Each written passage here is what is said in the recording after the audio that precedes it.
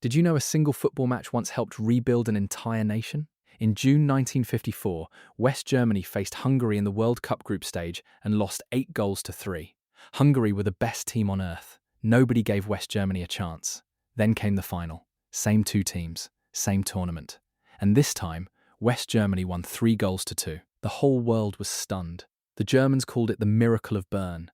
But here is what made it so much bigger than football. This was 1954.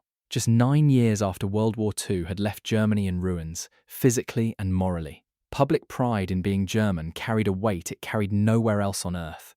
People were still rebuilding their homes, their cities, and their sense of who they were. When that final whistle blew in Bern, something shifted. Historians and witnesses say it did something no political speech or government decision had managed.